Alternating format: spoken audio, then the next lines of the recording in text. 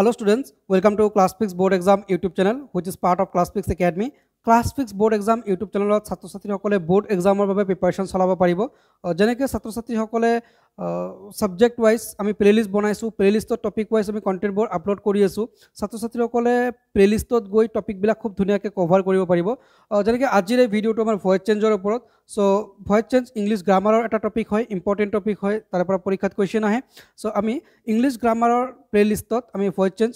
add কৰি দিছো so যেনেকৈ আমি ভয়েস চেঞ্জৰ এটো ভিডিও 2 নম্বৰ ভিডিও অলৰেডি এটা ভিডিও আমি আপলোড কৰিছো হেতু আমাৰ প্লেলিস্টত আছে ইংলিশ গ্ৰামাৰ প্লেলিস্টত আছে সো যিসকল ষ্টুডেণ্টে সেই ভিডিওটো চোৱা নাই তেওঁলোকে ডেফিনেটলি সেই ভিডিওটো চাই ল'ব প্লেলিস্টত গৈ আৰু ভয়েস চেঞ্জত আমি এক্টিভৰ পৰা পেসিভ লৈকে কেনেকৈ কনভাৰ্ট কৰিব পাৰি টেন্স হিচাপে ৰুল কি হয় টেন্সৰ ৰুল বিলাক কেনেকুৱা হয় আৰু ৰুল হিচাপে আমি এক্টিভৰ পৰা পেসিভ লৈকে কেনেকৈ কনভাৰ্ট কৰিব পাৰি তাৰ সবিশেষ আলোচনা কৰিছো ভিডিওটো চাই খুব ধুনিয়াকৈ নোটছ বনাই ললে হল আৰু তাৰ পৰা খুব ধুনিয়াকৈ ভয়েস চেঞ্জ ক্লিয়াৰ হৈ যাব তো যি কি নহওক আমি টেন্স হিচাপে কভাৰ কৰিলো এক্টিভৰ পৰা পেসিভ কেনেকৈ বনাব পাৰি সো আজিৰ এই ভিডিওত আমি কভাৰ কৰিম সেন্টেন্স হিচাপে সেন্টেন্স আমি পাইছো যেনেকৈ আমি পাইছো assertive sentence interrogative sentence imperative sentence exclamatory sentence so আজিৰ এই ভিডিওত আমি বেসিক্যালি imperative sentence ক এক্টিভৰ পৰা পেসিভ লৈ কেনেকৈ বনাব লাগে তাৰ নিয়ম কি হয় তাৰ সবিশেষ আলোচনা কৰিম সো ভিডিওটো বহুত বেছি ইম্পৰ্টেন্ট ভিডিওটো প্ৰথমৰ পৰা শেষলৈকে চাই থাকিবা আৰু ভিডিওটো ম্যাক্সিমাম ষ্টুডেন্টছ লৈকে শেয়াৰ কৰি দিব লাগে আৰু ডেফিনেটলি ভিডিওটো ভাল লাগিলে লাইক এটা কৰিবা সো যি কি নহওক আজি আমি imperative sentence-ৰ বিষয়ে আলোচনা কৰিম সো imperative sentence কি হয় imperative sentence হৈছে জীৱৰ বাক্য আদেশ বা অনুৰোধ বুজায় সেই বাক্যবিলাকক ইংৰাজীত imperative sentence বুলি কোৱা হয় সো imperative sentence-ত বেসিক্যালি আমি আদেশ দিম বা বেসিক্যালি আমি অনুৰোধ পাম সো আদেশ বা অনুৰোধ এই দুই ধৰণৰ বাক্যক imperative sentence ক্যাটেগৰি ৰখা হয় আৰু imperative sentence-ক এক্টিভৰ পৰা পেসিভ লৈকে আমি কেনেকৈ বনাব লাগে imperative sentence-ৰ ক্যাটেগৰি আছে প্ৰতিটো ক্যাটেগৰি হিচাপে ৰুল বিলাক অলপ বেলেগ বেলেগ হয় সো মই বুজাই আছো সো ফাৰ্স্ট যেটো আমাৰ ক্যাটেগৰি হেতু আমি লৈছো imperative sentence-or যেটো হৈছে আমাৰ basic imperative sentence so basic imperative sentence-or structure to কেনেকুৱা হয় basic imperative sentence-or structure to এনেকুৱা হৈছে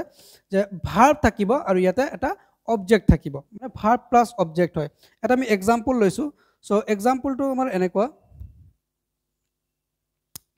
close the door so ইয়াতে close the door বুলি কোৱাৰ লগে লগে close এটো এটা verb আছে আৰু ইয়াতে the door ইয়াতে object আছে so close the door এই ধৰণৰ বাক্যবিলাক যে তোমাৰ বেসিক এটা imperative sentence হয় এই বাক্যবিলাক আমি কেনেকৈ পেসিভ বনাব পাৰি সো তাৰ বাবে সিম্পলি আমি এটা ৰুল ইউজ কৰিব লাগিব বা এটা ওয়াৰ্ড আমি এড কৰিব লাগিব বেসিক imperative sentence হলে আমি বাক্যৰ প্ৰথমতে let ব্যৱহাৰ কৰিব লাগিব ওকে বাক্যৰ প্ৰথমতে আমি কি কৰিব লাগিব let ব্যৱহাৰ কৰিব লাগিব আৰু ইয়াতে যেটো অবজেক্ট আছে আমি পাইছো ভয়েস চেঞ্জত অবজেক্টক আগত আনিব লাগে যেটো টেন্সৰ ৰুলছ হিচাপে আমি পাইছিলো সো সেই ভিডিওটো কিন্তু চাই লবা বহুত বেছি ইম্পৰ্টেন্ট ঠিক আছে মই বাৰু ডেসক্ৰিপচনত দি দিম লিংক সেই যদি ভিডিওটো বিচাৰি পোৱা নাই লিংকত ক্লিক কৰিলেও পাই যাবা সো সেই ভিডিওটো চাই লবা তো যি কি নহওক অবজেক্টক আমি আনিব লাগে আগত so let the door okay তাৰ পিছত এটা বি আহিব ওকে সো imperative sentence বিলাকত এটা বি ইউজ কৰিব লাগে মনত ৰাখিবা সো বি এটা আহিব আৰু ইয়াতে ক্লোজ আছে নহয় এই ক্লোজ টো হেকত যাব কিন্তু ভাৰ্বৰ 3 নম্বৰ ফৰ্ম ক্লোজড হৈ যাব অলৰাইট অৰ্থাৎ আমাৰ সেন্টেন্স টো কি আহিলে let the door be closed alright so imperative sentence আছিল বেসিক স্ট্ৰাকচাৰত close the door এটা অৰ্ডাৰ দিছে সো সেই গতিকে আমি ইয়াতে কি ব্যৱহাৰ কৰিছো let ব্যৱহাৰ কৰিছো let the door be closed হৈ গল সো এটা আমি কভাৰ কৰিলো বেসিক imperative sentence-ত আমি let ব্যৱহাৰ কৰিব লাগে তাৰ পিছত অবজেক্টটো আনিব লাগে বি এটা ব্যৱহাৰ কৰিব লাগে আৰু ভাৰ্বৰ 3 নম্বৰ ফৰ্ম ব্যৱহাৰ কৰিব লাগে হৈ গল এতিয়া নেক্সট আমাৰ নেগেটিভ imperative sentence অৰ্থাৎ যিবিলাক নেগেটিভ নাবোধক বাক্য হ'ব imperative sentence-ত সেইবিলাক আমি কেনেকৈ ভয়েস চেঞ্জ কৰিব লাগে এক্টিভৰ পৰা পেসিভ লৈকে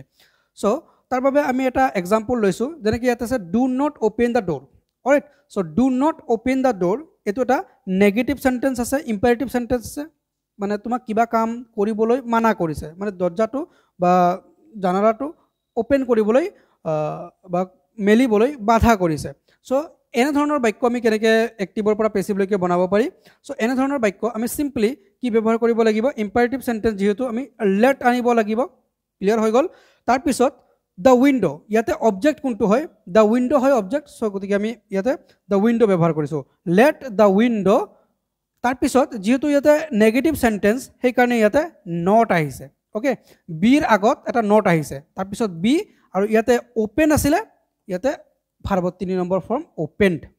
অলৰাইট বুজি পাইছে খুব ধুনিয়াকে এতে নেগেটিভ সেন্টেন্স হলে let the window not be opened যেহেতু এটো নেগেটিভ ইম্পারেটিভ সেন্টেন্স হয় সেই কাৰণে let টো আগত আহিছে তাৰ পিছত অবজেক্ট টো আহিছে তাৰ পিছত be ৰ আগত এটা not ব্যৱহাৰ হৈছে তাৰ পিছত be then ভাৰ্বৰ 3 number form clear হৈ গল দুটা স্ট্ৰাকচাৰ এতিয়া নেক্সট আমি 3 নম্বৰৰ ফালে আগবাঢ়িছো সো 3 নম্বৰটো কি আছে চাওক ইম্পাৰেটিভ উইথ প্লিজ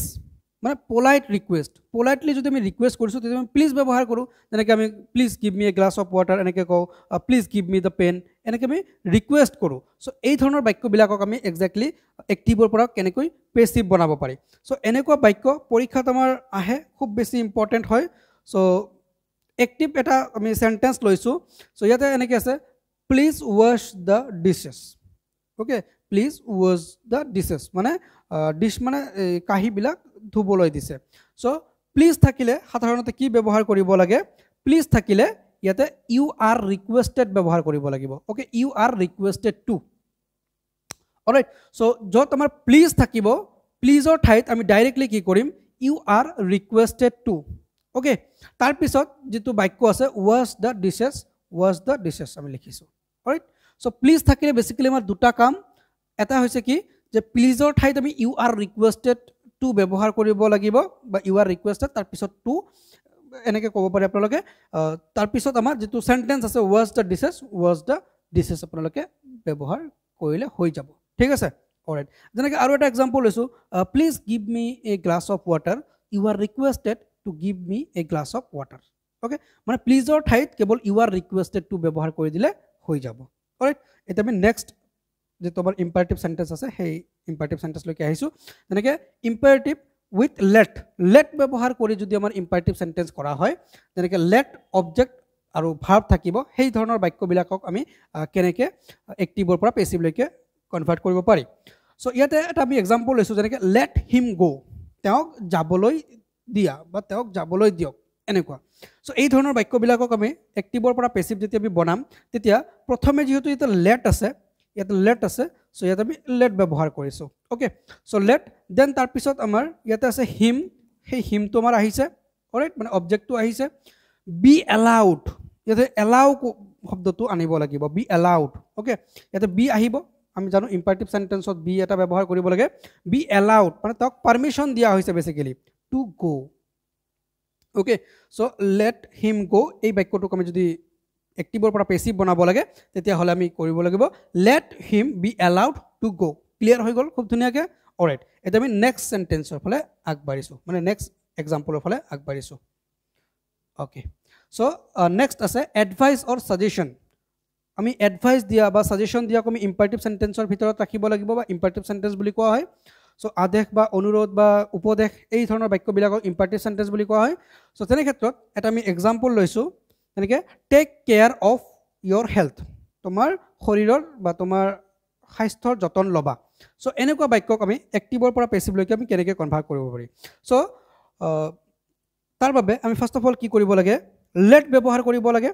ওকে তাৰ পিছত ইয়াতে অবজেক্ট কি আছে ইয়োৰ হেলথ এটো অবজেক্ট আছে সো অবজেক্টটো লিখিব লাগে তাৰ পিছত be অলৰাইট সো যেহেতু ইম্পাৰেটিভ সেন্টেন্স এটা be আহিছে টেকেন ভাৰ্বৰ 3 নম্বৰ form care of okay care of এটো হচ্ছে এটা ভার্ব সো ভার্বটোক আমি কেয়ার অফ বুলি ইয়াতে লিখিছো সো এটা এডভাইস দিছে ওকে সো এই বাক্যটোক আমি বেলেগ আৰু এটা নিয়মত কৰিব পাৰি যেনেকৈ you are advised to take care of your health you are advised to take care of your health এনেকুৱা আমি ইম্পাৰেটিভ সেন্টেন্সত ভয়েস চেঞ্জ কৰিব পাৰি এক্টিভৰ পৰা পেসিভ লৈকে ক্লিয়াৰ হৈ গল ডেফিনেটলি নেক্সট যেটো আছে নেক্সটটো কি আছে সেইটো চাই লওঁ ওকে নেক্সট আছে উইথ রিফ্লেক্সিভ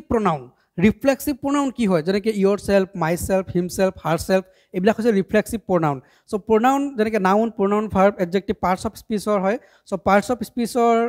ভিডিও এটা আছে প্লেলিষ্টত খুব ধুনিয়াকৈ হেতু চাই লবা সো পার্টস অফ স্পিচত যেনেকৈ নাউনৰ ভাগ আছে যেনেকৈ common noun proper noun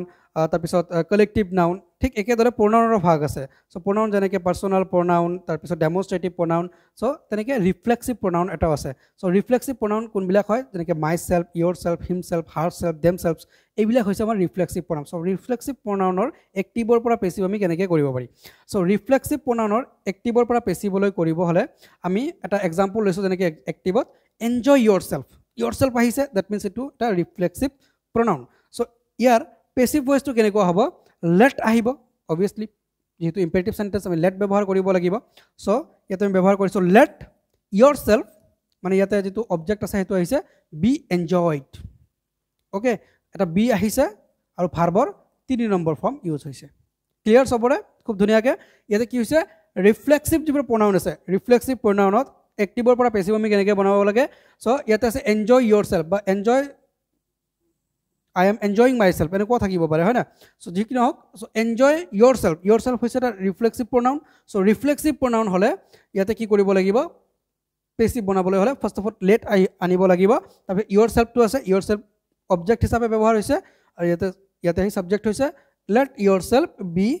enjoyed ভাৰ্বৰ 3 number form clear হৈ গল সো খুব ধুনিয়াকৈ আমি ভয়েস চেঞ্জ কভাৰ কৰিলো এক্টিভৰ পৰা পেসিভ লৈকে সো এক্টিভৰ পৰা পেসিভ লৈকে টেন্স হিচাপে কভাৰ কৰিলো দেন আমি সেন্টেন্স হিচাপে ইম্পাৰেটিভ সেন্টেন্স কভাৰ কৰিলো সো নেক্সট আৰু ভয়েস চেঞ্জৰ সিৰিজ কন্টিনিউ হ'ব সো সিৰিজটো কমপ্লিট কৰিলে খুব ধুনিয়াকৈ টপিক বিলাক এটা এটাকে কভাৰ হৈ যাব আৰু পৰীক্ষাৰ বাবে আমি খুব ধুনিয়াকৈ ৰেডি হ'ব পাৰিম তো যি কি নহওক ভিডিওটো আই হোপ হেল্প কৰিছে যদি হেল্প কৰিছে এটা লাইক কৰিব লাগে আৰু ভিডিওটো ম্যাক্সিমাম ষ্টুডেন্টস লৈকে শেয়াৰ কৰিব লাগে আৰু চেনেলটো সাবস্ক্ৰাইব কৰি বেল আইকন প্ৰেছ কৰি ৰাখিব লাগে তেতিয়া ভিডিও নোটিফিকেশন বিলাক আহিব আৰু যদি অলৰেডি সাবস্ক্ৰাইব কৰা হৈছে তাৰ বাবে অসংখ্য ধন্যবাদ নেক্সট ভিডিওত লগ পাম till then bye bye take care